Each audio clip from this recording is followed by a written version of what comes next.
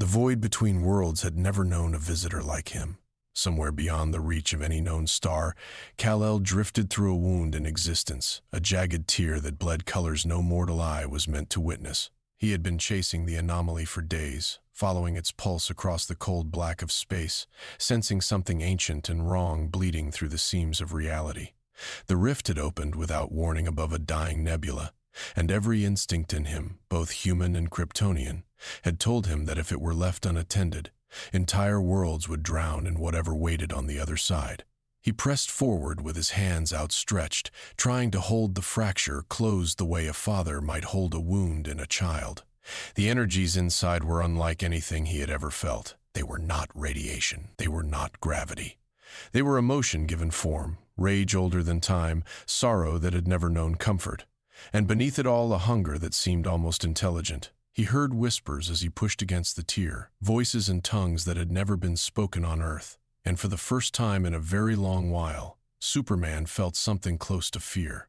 Then the rift pulled back. It inhaled him. The stars twisted around his body like ribbons caught in a storm, and the light of 1,000 suns collapsed into a single searing point. He tried to shout, but sound had no meaning here. He tried to fly against the current, but direction itself had been undone. The universe he knew slipped away behind him, and a new one rushed forward to meet him, hungry and unfamiliar and older than any world he had ever protected. He fell. He fell for what felt like hours, tumbling through skies stained the color of old blood. Below him, a landscape unfolded, broken mountains, blackened forests, ruined cathedrals leaning against one another like exhausted mourners. There were villages scattered among the hills, their roofs crooked, their fields scorched, their chimneys releasing thin gray smoke that seemed too tired to rise. And there were roads, long winding roads carved by centuries of desperate travelers, roads that led nowhere safe. Superman struck the earth outside a small village near a town whose name, he would later learn, was Tristram. The impact carved a shallow crater into a meadow that had once known wildflowers. Ash rose around him in a slow, reverent cloud. For a long moment, he did not move. He lay on his back, staring up at a sky that held 2 moons and no familiar constellations, listening to a silence that felt watched. When he finally rose, the villagers were already there. They had come from the tree line with lanterns and pitchforks and trembling hands, and when they saw him standing in the crater with the cloak of a hero draped across his shoulders and light still clinging faintly to his skin, they fell to their knees. An old woman wept openly. A young boy whispered a word Superman did not know, but which sounded, in every language, like angel. He tried to tell them he was not what they believed. He tried to explain, gently, that he had come from another world and did not understand this one. But the villagers only bowed lower, murmuring prayers he had never heard, prayers that spoke of the high heavens and the burning hells, of a war that had raged since before the first human drew breath. Their eyes were hollowed by loss. Their hands bore the scars of things that had crawled from the dark. And when Superman looked into their faces, he saw a truth that struck him harder than any blow he had ever taken. Hope on this world was almost gone. He walked with them back toward the village, listening as they spoke in hushed, urgent tones about demons in the forest, about children who had vanished in the night, about a great evil stirring beneath the ruins of an old cathedral.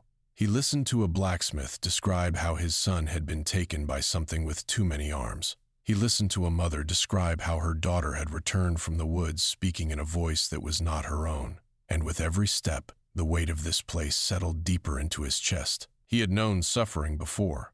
He had held dying men in his arms and watched cities burn. But there had always been, on Earth, a stubborn ember of hope beneath the ash. Here, that ember seemed to have been stamped out generations ago. Here, people did not dream of peace. They dreamed only of one more sunrise. Far above, unseen by mortal eyes, the high heavens stirred. In a hall of golden light and singing crystal, an angel with a helm of fire turned sharply toward the mortal realm. Imperius felt the disturbance the way a soldier feels a blade at his back. Something had entered sanctuary that did not belong to heaven, did not belong to hell, and did not belong to the fragile balance the eternal conflict had maintained for ages beyond counting. Beside him, Tyrell lowered his hood, and though his face was carved of pure justice, there was wonder in his voice when he spoke. "A new light," he said softly, "has fallen into the world." Far below, in a place where the air itself screamed, the burning hells shuddered. Demons paused in their torments.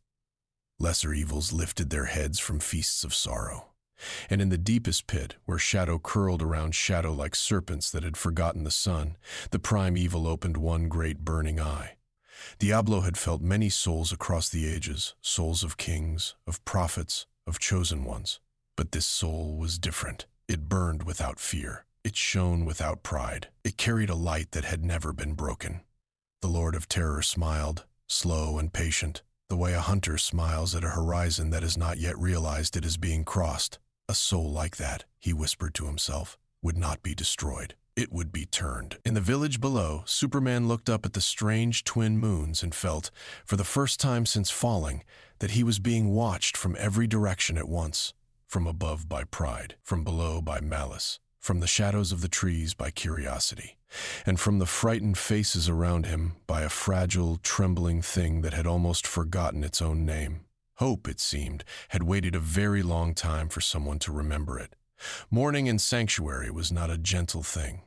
The sun rose reluctantly, dragging itself over the jagged peaks as though burdened by all it had been forced to witness. Superman stood at the edge of the village, watching that pale light spread across the fields, and felt in his chest an unfamiliar weight. On Earth, dawn had always meant possibility. Here, it seemed only to reveal what the night had taken. He set out before the villagers could bow to him again. Their reverence troubled him more than their fear. He walked at first, letting the road guide him, then rose slowly into the sky when he was certain no one would see. He wanted to understand this world before he tried to save any part of it. He wanted to know its shape, its wounds, its stubborn corners of life. What he found humbled him. He soared over villages that had been reduced to blackened bones. He passed farms where scarecrows had been replaced by the impaled remains of men who had once tilled the soil. He saw rivers running dark with something that was not quite blood, and forests where the trees had grown twisted, as though the earth itself had learned to flinch. And yet, threaded through all this ruin, there were still people, small clusters of survivors moving between the ruins, carrying water, tending fires, burying their dead with hands that trembled but did not stop. He descended when he could not bear to watch any longer. In a valley where demonic hounds were tearing through a caravan, he arrived like a sudden wind. He moved among the creatures without cruelty, breaking their charge, scattering them into the trees. When he turned back, the survivors stared at him as though he were a dream they were afraid to wake from. A young woman with a bloodied face pressed her forehead to his gauntlet and whispered a thank you that sounded more like a prayer. He saved a town that day, and another the next, and another after that. Yet each rescue left him hollower than the last. On Earth, a saved life was often the beginning of a longer story. Here, a saved life meant only that a person would live long enough to bury someone else. Every village he entered had already lost mothers, sons, elders, whole bloodlines. Every child he lifted from the rubble had already learned the names of the dead. He met a scholar of the Horadrim on the fourth day, an old man named Kasim, whose robes were stained with ash, and whose eyes had the calm exhaustion of someone who had seen too many centuries. Kasim sat beside a small fire in the ruins of a monastery, and he did not seem surprised when Superman landed nearby. He simply offered a cup of bitter tea and gestured for him to sit. "You are not of this world," Kasim said quietly. Superman nodded. "Then you must be told what this world is," the old man continued. He spoke of the eternal conflict, of the high heavens and the burning hells, of the Anguirus Council and the prime evils, of the World Stone and the sin of humanity's making. He spoke of angels who had forgotten mercy and demons who had never known it. He spoke of sanctuary as a wound at the center of creation, a place forever bleeding because it had been born from the union of two enemies who could never truly be reconciled. Superman listened without interruption. When Kasim finished, he asked only one question. "Why do the people still fight?" he said, "when the war is never ended?" Kasim smiled without joy. "Because ending is not the same as winning," he answered, "and because even a candle refuses to believe in the dark." That night, Superman flew higher than he had since arriving, higher than the clouds, higher than the twin moons, until he could see the whole of Sanctuary curving beneath him. And there, alone in the cold, he made a quiet vow. He would not simply rescue this world one village at a time. He would find a way to give it back its dawn. He did not know that he was being watched. In the golden halls above, the Anguirus Council convened. Imperius struck the floor with the butt of his spear, and the marble shivered. "This creature," he said, "this Kryptonian, is not of heaven's making. He wields power that answers to no divine order. He must be brought before us or destroyed." Tyrell stepped forward, his voice steady. "He saves lives, brother. He asks nothing in return. He does not seek dominion. Would you strike down mercy simply because it wears an unfamiliar face?" Oriel spoke of hope, her voice like a distant chime. Malthael did not speak at all, but his silence was heavier than any argument, and those who watched him closely saw his hand tighten around the hilt of his scythe. Below, in the burning hells, Diablo watched Superman through a mirror of black glass. He did not send his legions. He did not summon his lieutenants. He simply studied the Man of Steel the way a sculptor studies a stone. He noted the small mercies, the quiet doubts, the way Superman lingered a moment too long beside the graves of children he had failed to reach in time. "Every soul," Diablo whispered, "has a seam. Every light has a shadow that longs to be let in." Far away, in a village Superman had not yet visited, a mother rocked her infant beside a dying fire and told him a story she had heard from a stranger on the road. She spoke of a man who had fallen from the sky, whose cloak caught the wind like a banner, and whose eyes held the color of a sea no one in Sanctuary had ever seen. She told her child that as long as such a man walked the earth, the dark would have to share the world with something it could not swallow. The infant slept. The fire burned lower. And somewhere between the whispered story and the coming dawn, a fragile new thing began to move through Sanctuary, invisible but undeniable, passing from mouth to mouth like a secret too precious to keep. Hope, having remembered its name, had begun, at last, to travel. The first sign came in a dream. Superman had not slept in days. His body did not require it the way a human body did, but the mind, he had learned long ago, needed its own kind of rest. That night, weary in a way he could not name, he lay down beneath the shattered arches of an abandoned chapel and closed his eyes. He expected silence. Instead, he found Krypton. The red sun of his birth burned above him, vast and swollen and dying. He stood on a balcony he had never truly seen, in a house he had only known from his father's holograms. Below him, the great crystal city trembled. He heard his mother's voice calling his name from within the walls, calm at first, then rising into something raw and unbearable. He tried to move, but his limbs would not obey. He watched the horizon split open. He watched fire climb the sky. He watched his world die again, and this time he could feel it. Every scream, every last breath, every child who would never know the stars. He woke with a cry that shook dust from the arches above him. He knew at once that the dream had not been his. The taste of it lingered wrong on his tongue, sweet where grief should have been bitter, deliberate where memory should have been ragged. Something had entered his sleep and shaped it. Something was watching him from inside his own mind. The second sign came the next day. He was flying above a river valley when the sky darkened without cloud. He looked down and saw, along the riverbank, a small farmhouse he recognized instantly, though it had no business existing in this world. The Kent farm, the white porch, the wind through the corn. He descended before he could stop himself, and there on the porch stood Jonathan Kent, older than Superman remembered, older than he had ever been allowed to grow. "You could have saved me," his father said quietly. "You were fast enough. You were strong enough. You chose not to." Superman tried to speak, but his throat had turned to stone. Martha appeared behind Jonathan, holding a photograph of a boy in a red cape. Her eyes were kind, and that was the cruelest part of all. "We forgive you," she said. "We always forgave you. But how many others will you fail before you learn?" The vision dissolved into ash. The farmhouse became a ruin. The corn became bone, and Superman stood alone in a field on a world that was not his own, shaking. The third sign came in a city he tried to save.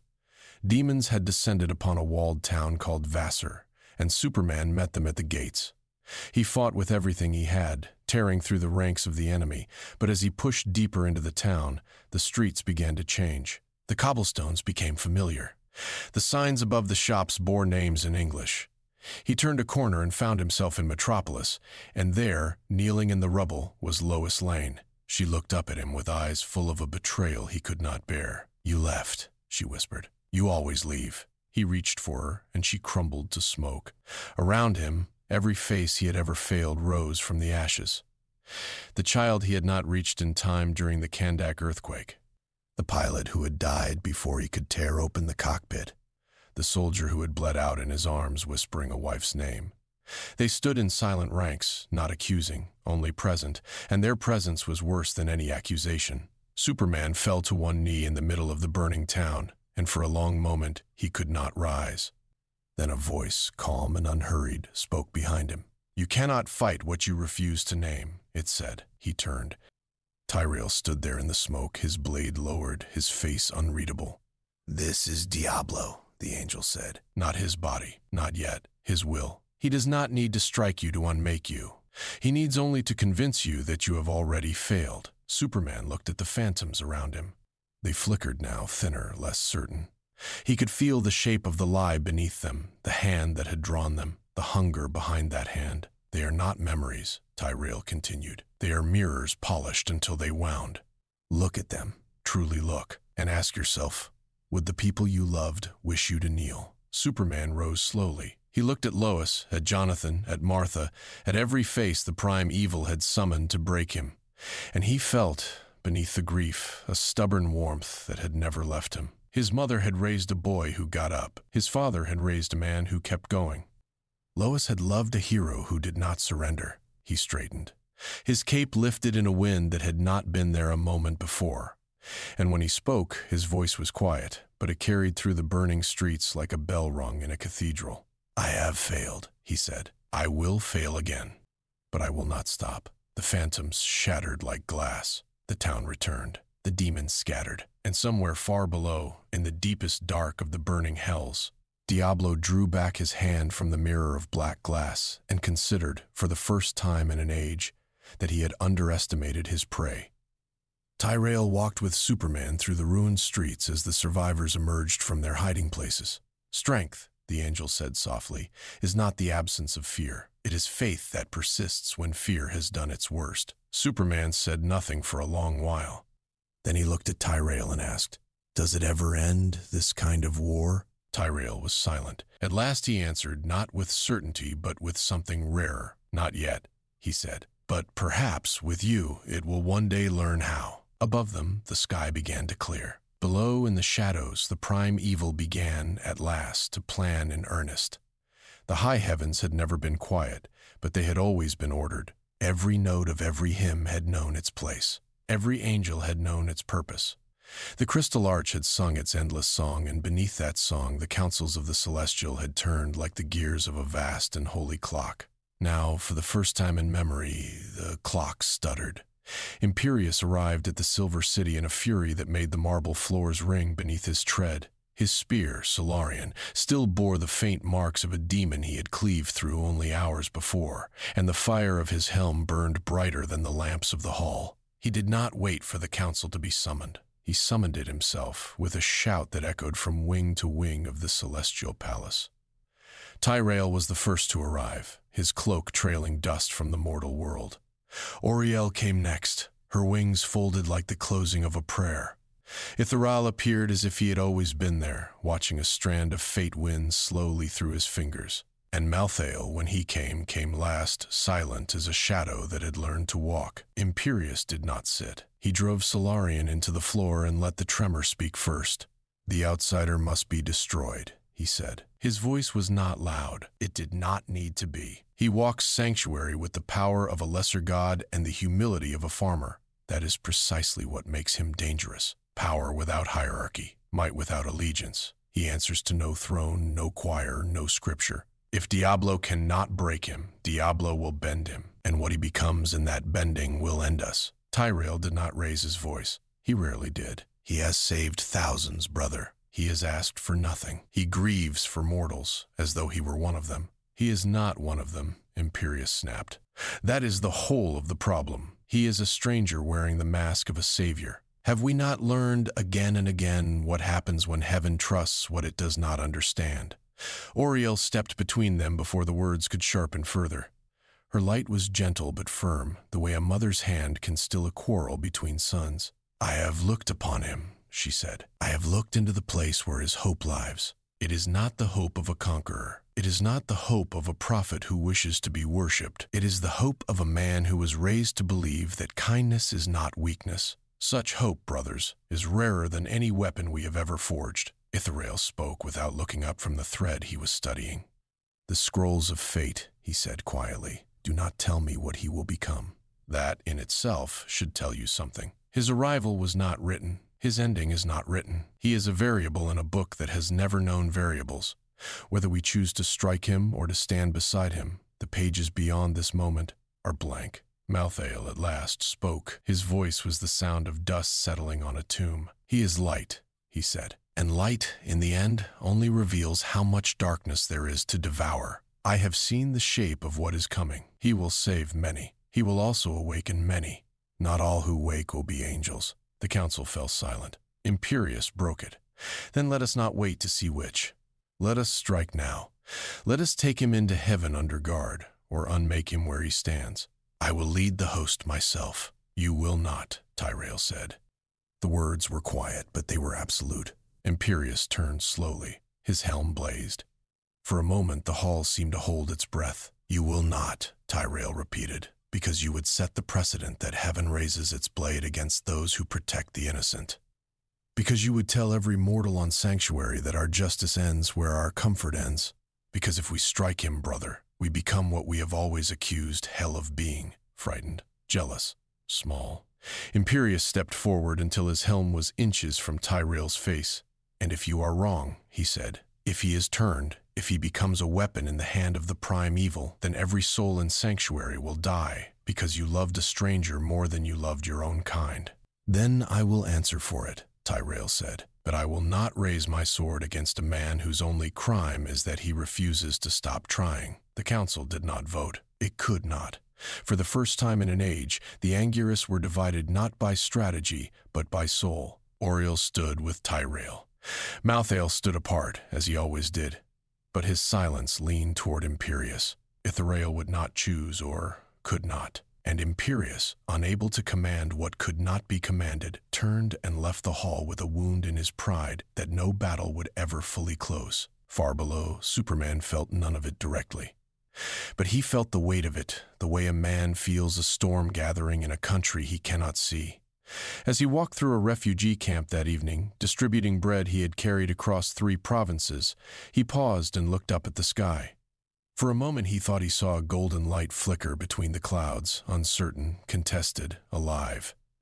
Beside him, a small girl tugged at his cape. "Are the angels watching us?" she asked. He knelt so that his eyes were level with hers. "Yes," he said. "They are." "Are they on our side?" she asked. He hesitated. He thought of Tyrell's steady voice and Imperius's blazing helm. He thought of Auriel's quiet hope and Malthael's colder truth. He thought of how, even in a place as pure as heaven, fear and pride could still find their way into the room. "Some of them," he said at last, "and the rest are still deciding." The girl considered this with the solemnity only children can muster. "Then we will have to help them decide," she said. He smiled, and it was a smile the prime evil, watching from below, made note of, and did not like at all. The sky bled first. It began at dawn, though there was no true dawn that morning. The sun rose behind a veil that was not cloud, a rippling curtain the color of a fresh wound, and beneath it the horizon began to shudder. Birds fell silent in every forest of Sanctuary. Cattle refused to leave their stalls. In the deepest wells the water turned warm and began to whisper.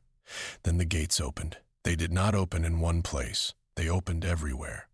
From the ruins of forgotten shrines, from cracks in the desert floor, from the mouths of caves that had been sealed for 1,000 years, from beneath the altars of churches that had once been considered holy. Hell did not invade Sanctuary. Hell arrived as though it had always been waiting on the other side of a door that mortals had merely forgotten to lock. Superman was in the northern provinces when it began. He felt the shift before he saw it, a pressure against his ears, a taste of iron in the air. Then he heard the screams. Not one scream, not 100. A tide of them, rising from every direction at once, as though the whole of the world had woken to the same nightmare. He moved. He moved faster than he had ever moved in this world. He tore across the sky in streaks of blue and red, and behind him the air thundered with the shape of his passage. He arrived in a coastal city just as the harbor split open and the first of the greater demons crawled from the black water. He met it in midair and drove it back into the sea, and the sea closed over it with a sound like a slammed door. He turned. There were more. There were always more. He fought through the morning. He fought through the afternoon. He fought through a dusk that came too quickly and a night that did not seem to want to end. He carried children out of collapsing towers.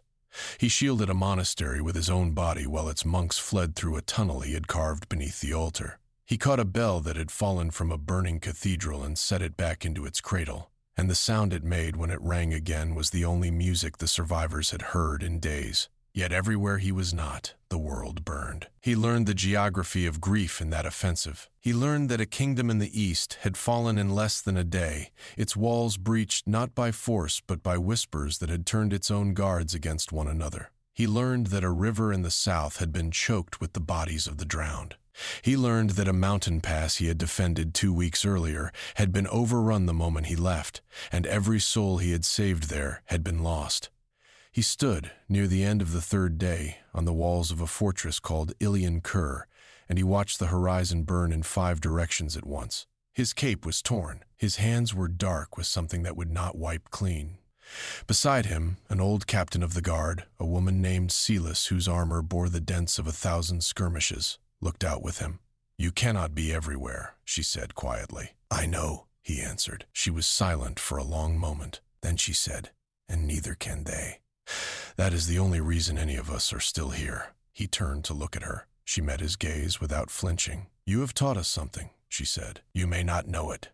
Before you came, when a village fell, the next village prepared to fall as well. Now, when a village hears that another has been attacked, its people take up whatever they can and march. They lose. Often they lose. But they march. That is new. That is because of you." He did not answer at once. He watched a distant tower collapse in a slow blossom of flame, and he heard, faintly, over the roar of the wind, the sound of a horn being blown from a smaller keep to the north.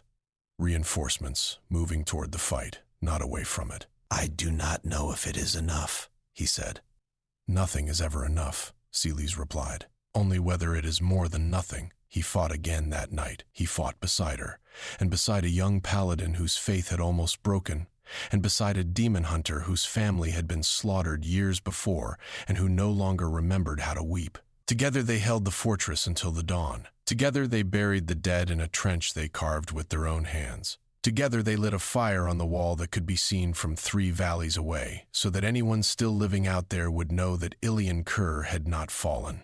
In the deepest pit of the burning hells, Diablo watched the fire burn on that wall, and his patience, at last, thinned. He had expected the Kryptonian to break beneath the weight of the offensive. He had expected the world to collapse into panic, and Superman to collapse with it. Instead, the fire on the wall of Ilian Kur was burning, and other fires, smaller but no less stubborn, were burning across Sanctuary. The Prime Evil understood, with a slow and terrible clarity, that he had made a mistake. He had shown his hand too soon. He had unleashed his legions before he had truly broken his enemy's heart. Overwhelming strength, Superman realized as he stood on the wall in the pale gray light of morning, was not the answer. He could tear down 1,000 demons and 1,000 more would rise. He could hold a fortress and lose a kingdom. He could save a child and fail a city. This war would not end because he was strong. It would end because something in it changed shape. He thought of the old scholar Cassim and of the archives the Horadrim had guarded for generations, and of the whispered word Celis had used the night before when she spoke of the fire on the wall. Prophecy, she had called it. Not a promise, not a certainty, only a word that had been waiting in the dust of an old library for someone to come and read it.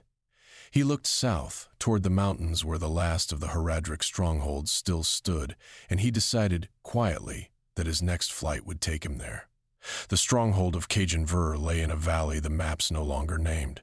Its towers had been built into the living stone of the mountains, and its libraries had been carved deeper still, in vaults where no torch was needed because the walls themselves had been enchanted to give a soft, patient light. Superman descended into that valley at twilight and was met at the gate by an old Horadrim named Berathan, who had been waiting for him without knowing why. "I dreamed of you," Berathan said, "before I knew what dreams were worth. Kulme, there is something you must read." The vault was silent in the way only very old places are silent, as though the air itself had learned to listen. Berathan led him past shelves of scrolls and cases of stone tablets, past a map of a world that no longer existed, past a sword laid on a plinth whose hilt was engraved with a name no living tongue could still pronounce. At the deepest point of the vault, in a small round chamber, there lay a single book on a lectern of black wood. "It is called the Codex of the Last Son," Berathan said. "It was written by a scribe who did not sign his name. It has been read by 3 people in 600 years. Now 4. Superman opened the book gently. The pages were thin as breath, and the ink upon them shimmered faintly, as though it still remembered the hand that had laid it there. He read. The passage was not long. It spoke of a time when Sanctuary would stand at the edge of its final night, when the prime evil would gather all his kin into a single crown of shadow, and when the high heavens would falter beneath the weight of their own pride. In that hour, the Codex said, a child of the Last Son would fall into the world, not born of it, not shaped by it. Fine. He would carry within him a light that had never known the corruption of Sanctuary's making. He would not seek to rule. He would not seek to be worshipped. He would seek only to lift the fallen, again and again, until the fallen learned to lift one another. Superman read the passage twice, then a third time. "I am not," he said quietly, "a prophesied savior." Berathan smiled the same tired smile Kasim had smiled weeks before in the ruins of a different monastery. "Of course you are not," the old man said. "Prophecies are not shackles. They are mirrors. You do not become the child of the Last Son because a book says so. The book says so because someone long ago saw what you are already doing and gave it a name." Superman closed the codex. He thought of the fire on the wall of Ilian Kur. He thought of Celi's marching with her small company toward a battle they could not win. He thought of a young girl tugging at his cape and asking whether the angels were watching. He thought of the phantoms Diablo had summoned and the way they had shattered when he refused to kneel. "I do not want the weight of this," he said. Berathan nodded as though he had expected the answer. "No one worthy of it ever does," he replied. Word of the Codex spread more quickly than Superman would have liked. Berathan did not release it openly, but the Horadrim were a small order, and the world was a hungry one. Within days, the phrase had begun to travel, whispered in taverns, painted on the walls of ruined chapels, stitched into the banners of small companies of soldiers who had begun to march under no lord but their own oath. Child of the Last Son, child of the Last Son. It moved through Sanctuary the way spring moves through a country that has forgotten what green looks like. He tried, at first, to correct it. He told villagers he met that he was no prophet, that he had come from another world by accident, that they should not lay their hopes on him. They listened politely. They nodded. And then, when he left, they lit lamps in their windows and told their children that the man who spoke had eyes like a distant sea. He could not stop it. He could only decide what to do with it. He began to travel differently. He no longer moved from crisis to crisis alone. He gathered, wherever he went, those who wished to help, and he taught them. He taught a village of farmers how to fortify a wall. He taught a company of soldiers how to spare a demon possessed by a soul that could still be saved. He taught a young priestess how to pray without fear. He did not perform miracles. He performed patience, and he called it by other names when the people needed a name they could carry. And slowly, something began to change on the map. Villages that had been isolated for years began to send messengers to one another. Small holds that had considered themselves the last of their kind discovered that they were not the last after all. A network of fires began to burn along the ridgelines at night, and each fire, Superman learned, had been lit by someone who had heard, from someone else, that a man in a red cape had passed through their region and had reminded them of a word that had almost been lost. Even the angels began to notice. Oriel came to him once, in a meadow at dawn. She did not descend fully. She stood at the edge of his vision, luminous and quiet, and she said only one thing before she withdrew. "You are teaching them," she said, "what we forgot to teach ourselves." He did not know how to answer. That night, in a camp on the edge of a black forest, he sat beside a small fire and looked at the faces around him. a blacksmith, a demon hunter with one eye, a boy who had lost both parents and who now carried water for the company without being asked, a woman who had once been a priestess of a temple that no longer existed. They were not an army. They were something older than an army. They were a beginning. Far below Sanctuary, in the great pit where the prime evil watched, Diablo turned his burning gaze from the mirror of black glass and considered, at last, the true shape of his enemy. It was not a man. It had never been a man. It was a fire that could pass from hand to hand, from heart to heart, from generation to generation. And such a fire, once it began to spread, could not be stamped out one village at a time. He would have to become larger. He would have to become final. He began that night to descend into himself. There is a place in the burning hells that even the demons do not name aloud. It lies beneath the pit of terror, beneath the black rivers, beneath the ossuary halls where the bones of ancient sinners are stacked into cathedrals of grief. It is called Only the Below, and it was into the below that Diablo went to remake himself. He did not go alone. He gathered his brothers first, or what remained of them, the essences of Mephisto and Baal, of Andariel and Duriel, of Belial and Asmodon, of every lesser lord who had ever borne a fragment of the primordial evil. He gathered them not as allies but as ingredients. He drew them into himself the way a great river draws in its tributaries, and each essence added a new depth to his hunger, a new octave to his voice, a new color to the fire that now burned inside him. The burning hells shuddered as he did this. Whole layers of the infernal realm collapsed inward, folded into the prime evil like paper crushed in a fist. The lesser demons who survived crawled upward, seeking the surface, and Sanctuary above them felt the tremor as a low, endless groan beneath the ground. Superman was in a coastal village when the sky changed. It did not darken. That would have been merciful.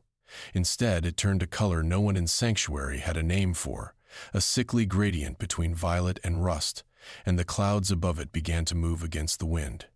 In the harbor, the water pulled back from the shore as though the sea itself had drawn breath, and on the horizon where the sea met the sky, a shape began to rise. It was not a body. It was a storm. It was a mountain. It was a wound in the world. It had wings that eclipsed entire constellations and a face that could not be looked at directly. When it spoke, cathedrals cracked in cities 100 leagues away. When it moved, the tides forgot their rhythm.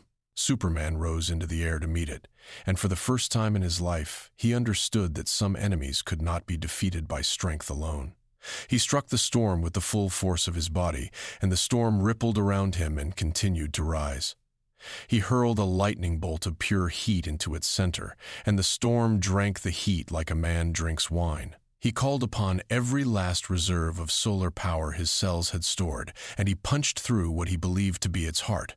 And he emerged on the other side into a landscape of black glass that stretched to a horizon that was not there.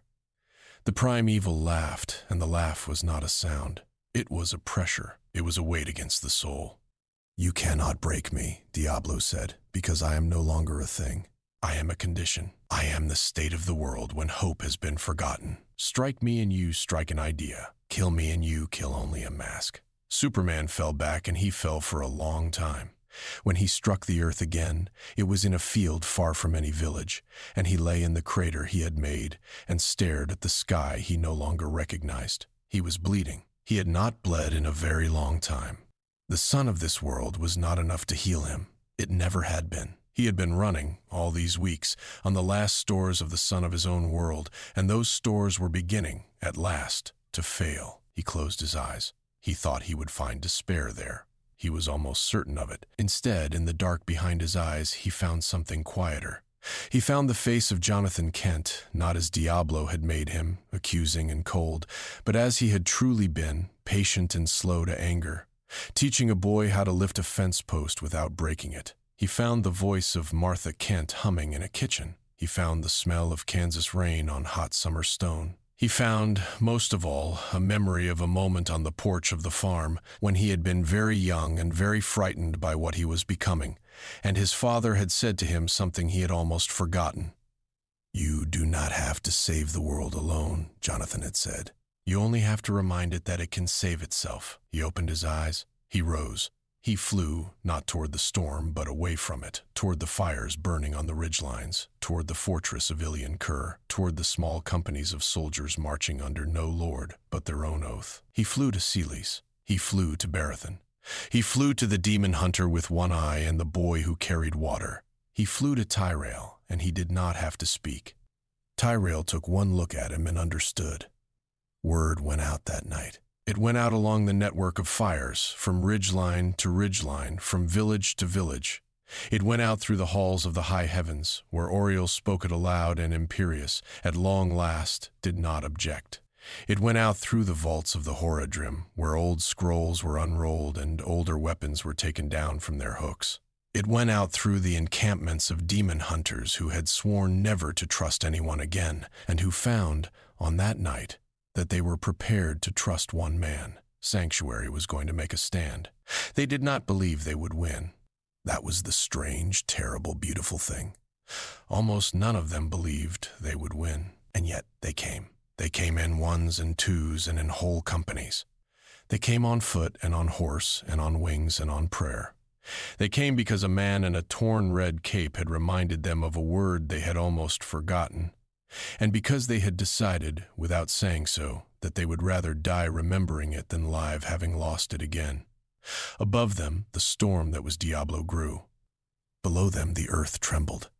And in the center of it all, Superman stood on a hillside with a small girl beside him, the same small girl who had once asked him whether the angels were watching. And he took her hand in his and looked toward the horizon, and he understood, at last, what he would have to give. The morning of the last battle came without a sunrise. The sky over Sanctuary had become a single ceiling of moving shadow, and beneath it the armies of the world assembled in a silence that was not fear, but something older. Fear had been used up. What remained was resolve. Superman stood at the head of the field, and around him gathered every soul that had answered the call. Celes and her fortress guard, their armor patched with cloth. Barathon and the last of the Horadrim, their staves alight with runes that had not been used in generations. The demon hunter with one eye, at the head of 100 others who had once sworn never to fight beside anyone. Priests and priestesses of temples whose gods had gone quiet, farmers with hammers. Children who would not be sent away no matter how firmly they were told. Above them, the high heavens opened at last. Tyrael descended first, his blade already drawn. Oriel came behind him, and her light was gentle, but her hands carried the war chime of Il-Neman, the horn that had not been sounded in an age. Ithrael came, and the threads of fate coiled around his shoulders like a living cloak. And Imperius came, last of all, and when he descended he did not look at Superman with anger. He looked at him for a long moment, and then he lowered his spear in a gesture so small it might have been missed, and he said, in a voice like distant thunder, "We will fight beside you." Superman inclined his head. "That," he said, "is enough." He turned to face the storm. Diablo was no longer a shape. He was the horizon. His wings were the clouds. His voice was the wind. His hunger reached down into the earth and pulled the corruption out of every root and every stone, and the corruption rose to meet him as a black tide, and the black tide poured across the plain toward the small gathered host. Superman rose into the air. He rose higher than the tide, higher than the wings, higher than the ceiling of shadow. He rose until he could feel, faintly, the touch of his own sun somewhere impossibly distant, a memory of yellow light on Kansas fields. He gathered into himself every drop of solar power he had left. He gathered the stores he had been rationing for weeks. He gathered the light he had been saving for himself, for his own healing, for his own survival. He did not keep it. He released it. He turned his body into a lantern, and the lantern into a beacon, and the beacon into a sun. The light he poured out of himself was not the harsh light of a weapon. It was the soft, stubborn light of a kitchen window seen from a long road home. It was the light of a candle in a sick room. It was the light of a match struck in a cave. It was every small light that had ever refused, in the history of any world, to be put out. The beacon spread across the sky of Sanctuary. It did not burn the black tide away. That would have been a smaller mercy. It did something stranger. It reminded the black tide of what it had been before it became black. It reached into the corruption and found, in each stolen soul, the memory of a face that had once been loved. It reached into the wings of the storm and found, in each folded shadow, the memory of an angel who had once sung. It reached into Diablo himself and found, buried beneath ages of hunger, the smallest sliver of the thing he had been before he had chosen to be terror. The primeval screamed. He did not scream in pain. He screamed in recognition, and the scream cracked him not in his flesh, but in his certainty. The armies on the ground moved. Celes raised her sword and shouted a name that was not her own, the name of her mother, and her company shouted with her and charged. The demon hunter with one eye loosed an arrow that sang as it flew. Barathon struck his staff against the earth, and the earth answered with a cord of stone.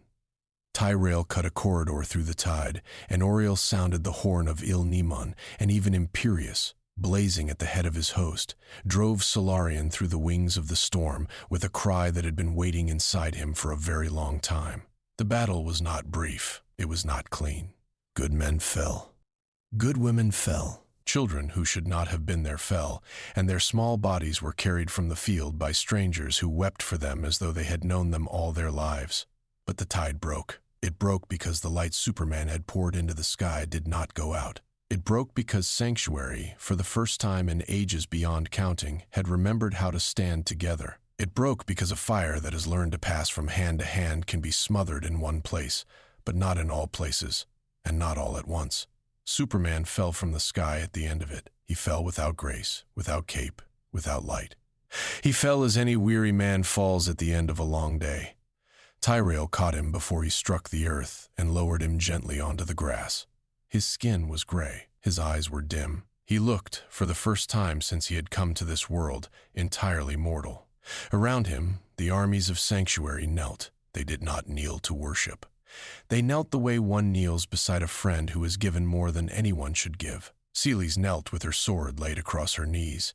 Barathon knelt with tears in his beard. The demon hunter with one eye knelt and closed her eye, and did not open it again for a long while. Imperius knelt, and it was the smallest and greatest thing he had ever done. Above them, the storm was gone.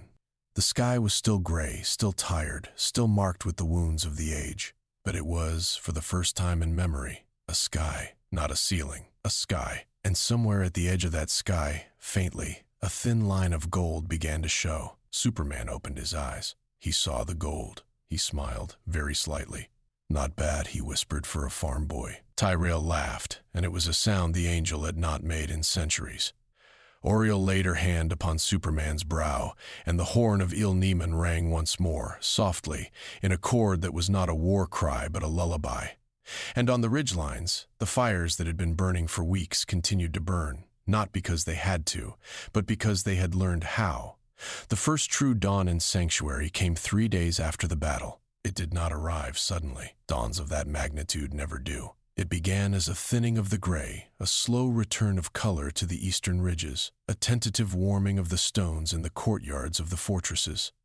Birds, which had been silent for a very long time, tested single notes from the tops of half-fallen towers, and when the notes were not answered by anything terrible, they tried again, and then again. And by the end of that morning, the air over Sanctuary carried something no living generation had heard. It carried a chorus. Superman was not yet strong enough to fly. He walked, slowly, through the field where the battle had ended, his cape draped over one arm because it had become too heavy to wear. Celes walked on one side of him, Barathon on the other. Tyrell followed a few paces behind, silent as always but no longer distant. Everywhere they walked, people were rebuilding. They were not rebuilding cities yet. Cities would come later. They were rebuilding smaller things. A wall around a garden, a roof over a well, a cradle for a child whose parents had not lived to see the dawn but whose neighbors had decided, without discussion, that the child would be raised by the whole village. Superman stopped often to watch these things. He did not offer to help. He understood now that some of the healing had to be done by hands that had not fallen from the sky. Imperius came to him on the second afternoon. The angel of valor descended in a modest column of light, without his host, without his usual thunder. He landed a respectful distance away and walked the remaining steps on foot. When he stood before Superman, he did not speak at first. He looked at him for a long moment, and his helm did not blaze. "I was wrong," he said finally. Superman did not answer at once. He understood how much those 3 words had cost. "You were cautious," he said gently. "That is not the same as wrong." Imperius shook his head. "It is," he said. "When caution becomes the enemy of mercy, it becomes wrong. I have carried the sword of heaven for ages beyond your reckoning, and I did not understand, until you, that a sword is not the only shape a virtue can take." He knelt then, briefly, on one knee, and drove Solarian into the earth between them. It was a gesture older than any words. When he rose, he did not say goodbye. He simply nodded once and returned to the sky. Tyrell found Superman that evening at the edge of a cliff overlooking the sea. The water was, at last, only water. The sun, though pale, was only a sun. "They tell me a gate is opening," Tyrell said. Superman nodded. "I feel it," he said. "It has been forming since the beacon.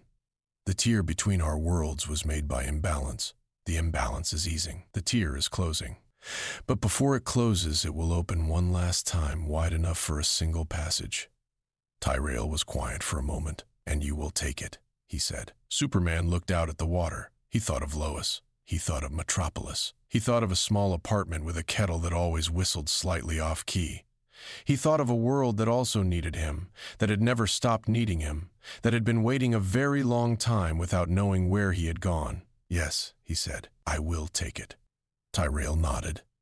"Then let me thank you," he said, "on behalf of a world that will not have the chance to thank you itself." "Not for the battle. Any warrior can fight a battle. Thank you for the fire on the ridgelines. Thank you for the small companies marching under no lord but their own oath. Thank you for the word you gave back to them, the word they had almost forgotten. That is the gift that will outlast you here." Superman did not answer for a long time. When he did, his voice was quiet. "They gave it back to themselves," he said. "I only reminded them where they had left it." The gate opened at dawn on the 3rd day. It formed above the field of the last battle, a shimmering seam in the air, gentle now, no longer bleeding. Superman stood beneath it. The armies of Sanctuary and the hosts of heaven had gathered again, but not for war. They had gathered to see him off. Celes was there, her armor polished, her eyes bright. Barathon was there, leaning on his staff, smiling the tired smile of a man who has finally read the last page of a very long book. The demon hunter with one eye was there, and the boy who had once carried water was there, standing now among the older soldiers as though he had been born to it. Oriel was there. Ithrael was there. Even Malthael in the far distance watched from a hillside without approaching, and did not lift his scythe. The small girl, the one who had once asked whether the angels were watching, ran forward from the crowd. "Are you coming back?" she asked. Superman knelt so that his eyes were level with hers. He took her small hand in his and held it for a moment. "I do not know," he said honestly, "but you do not need me to. The light does not belong to me. It never did. It belongs to everyone who chooses to carry it. You are already carrying it. So is your mother. So is Celes. So is Barathon. So is everyone who chose to march when marching seemed foolish. Heroes cannot erase the darkness forever, but we can teach one another how to make our own light. That is what I would like you to remember." She nodded solemnly, in the way only children can nod. "I will remember," she said. He straightened. He looked once at Tyrell, and Tyrell inclined his head. He looked once at Celes, and she raised her sword in a salute. He looked once at the sky, and the sky, for the first time in centuries, looked kindly back. Then he rose into the gate. The seam closed gently behind him, without violence, without sound. The light of it lingered for a moment on the upturned faces below, and then faded into an ordinary morning. On a hillside outside a small village near the ruins of Tristram, a group of children gathered at the top of a slope to watch the sun climb higher. They did not run inside. They did not hide.